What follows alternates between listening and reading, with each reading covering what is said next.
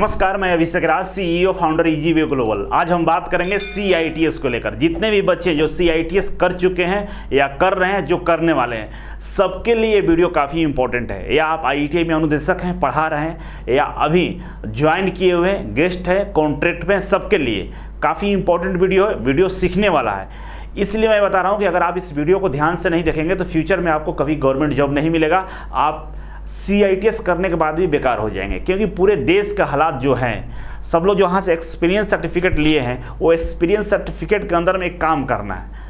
उसके पीछे बैकग्राउंड में एक बहुत ही इम्पोर्टेंट सूचना दिया गया है, और ये सूचना आप लोगों के लिए, सबके लिए इम्पोर्टेंट है।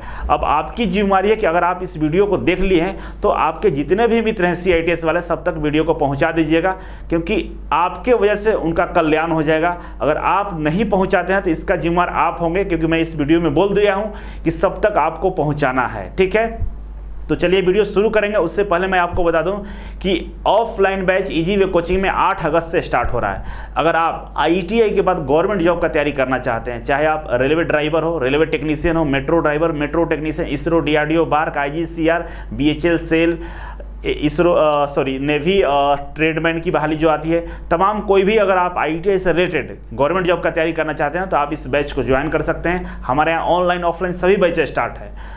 तो आपके अगर कोई स्टूडेंट होंगे, अगर ज्वाइन करना चाहे होंगे, तो आप उन तक इन्फॉर्मेशन को पहुंचा सकते हैं। तो चलिए सीधे हम आते हैं जो सूचना है जो आपके लिए काफ़ी इंपॉर्टेंट है उस पर।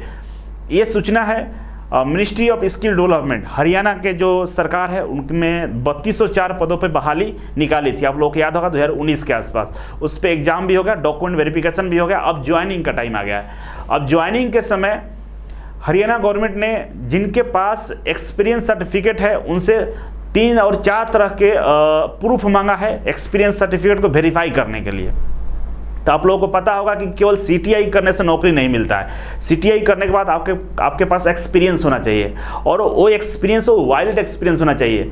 अगर आपके पास वैलिड एक्सपीरियंस नहीं है, मतलब मान्य एक्सपीरियंस नहीं है, तो आपको नौकरी नहीं दिया जाएगा। अब जो एक्सपीरियंस है, IITI के लिए 3 साल चाहिए, डिप्लोमा के लिए 2 साल और BTech के लिए 1 साल। और ये तीनों एक्सपीरियंस का प्रूफ भी आपके पास होना चाहिए कि अगर आपके पास एक्सपीरियंस सर्टिफिकेट है तो इस सर्टिफिकेट के पीछे जो प्रूफ मांगा गया है गवर्नमेंट से, उस प्रूफ को आपको हम दिखाने वाले हैं। ठीक है, और आप भी इसी के अकॉर्डिंग अपना एक्सपीरियंस सर्टिफिकेट को रेडी रखिएगा।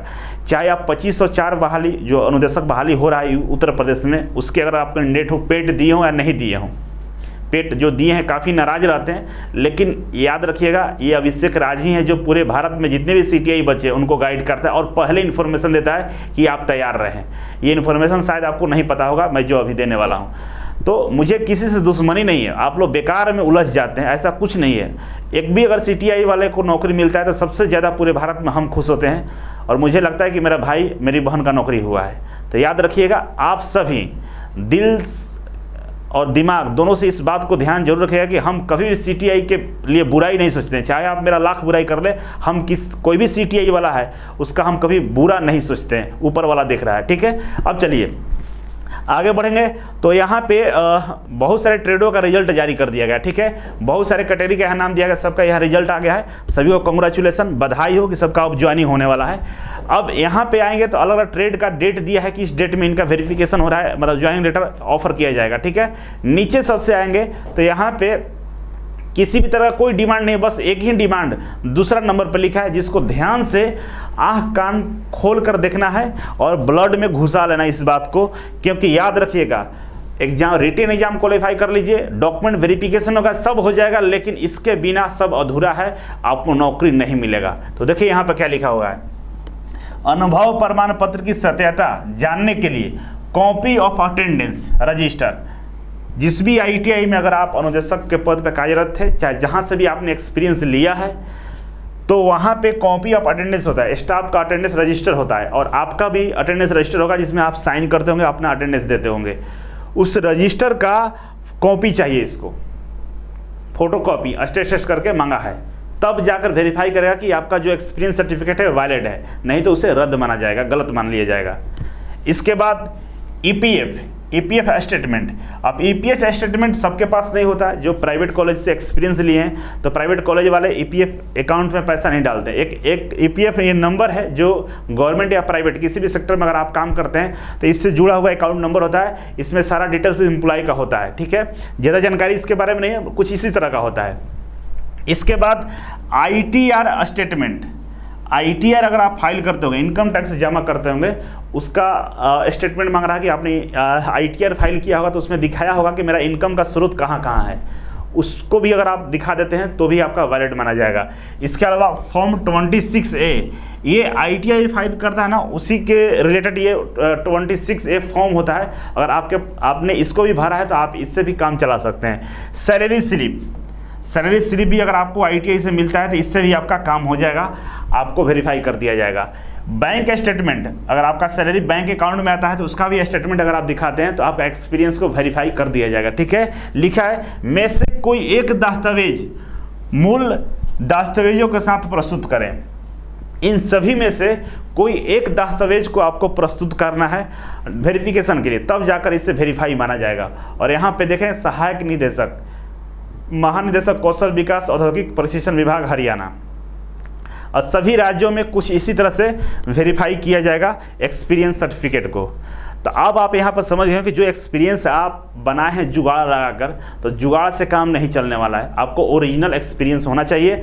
अब इसके लिए आपको क्या क्या करना होगा आप खुद समझदार होंगे, हम ज़्यादा वीडियो में नहीं बता सकते हैं, लेकिन याद रखिएगा, कॉपी ऑफ अटेंडेंस रजिस्टर या ईपीएफ स्टेटमेंट या आईटीआर स्टेटमेंट या फॉर्म 26 से या सैलरी स्लिप या बैंक स्टेटमेंट, इन सब में से कोई एक चीज़ आपके पास होना चाहिए जो इस बात का प्रूफ हो, इस बात का प्रमाण हो कि आपने एक्सपीरियंस जो लिया है वो सही एक्सपीरियंस है, आपने काम किया है वहाँ पे, आपके पास अनुभव है, अथवा आपके अनुभव को रद्द कर दिया जाएगा, आपको नौकरी से निष्कासित कर दिया जाएगा, रिटन एग्जाम क्वालिफाई करने के बाद भी आपको नौकरी नहीं मिलेगा।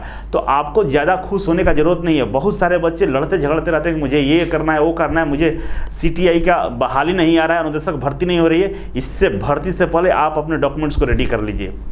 99% बच्चे ऐसे हैं जिनके पास ये किसी में से कोई एक भी चीज़ नहीं है, क्योंकि मैं देखा हूँ। तो अब आपको बहुत पहले मैं बता चुका हूँ, और यूपी की बात करें, बिहार की बात करें, झारखंड की बात करें, राजस्थान, दिल्ली, मध्य प्रदेश, सब जगह बहाली आने वाला है। अब सभी जगह के बच्चों से निवेदन है कि आपको मैं सबसे पहले बता चुका हूँ, तो आपको सबसे पहले रेडी होना होगा। और जो हरियाणा के बच्चे हैं जिनका रिजल्ट आ गया, आप लोग इसको रेडी करके ही जाइएगा, अदरवाइज आपका ज्वाइनिंग रुक सकता है। तो काफ़ी इंपॉर्टेंट इन्फॉर्मेशन था, आपको लग भी रहा होगा कि काफ़ी इंपॉर्टेंट है, क्योंकि हम लोगों ने सीटीआई एक साल किया, टेक्निकल डिग्री लिया, आपको इंट्रेंस एग्जाम क्वालिफाई किए, आपका डॉक्यूमेंट वेरिफिकेशन हुआ, इंटरव्यू हुआ, तमाम चीज़ें हुआ। इसके बाद अगर आपके पास एक छोटा सा चीज़ नहीं होता है, इसकी वजह से आपकी सारी मेहनत बेकार हो जाएगी, आपका सारा मेहनत पर पानी फिर जाएगा, तो क्या फ़ायदा होगा। इसीलिए मेरा सलाह है कि आप इन सभी चीज़ों को रेडी रखें। और बहुत सारे हमारे मित्रों को हरियाणा गवर्नमेंट में नौकरी मिल गया है, कॉन्ग्रेचुलेसन, बधाई। और बहुत जल्द हम भी एक शुभ समाचार देने वाले हैं आप लोगों को। वीडियो का इंतजार जरूर कीजिएगा, आपको बताऊंगा। फिलहाल ये मिसलेनियस है, मतलब अभी सोचते रहिए, सरप्राइज है। तो चलिए आज के लिए इतना ही था। Thank you so much. फिर मिलते हैं आपसे एक नई वीडियो और एक नई जानकारी के साथ। तब तक के लिए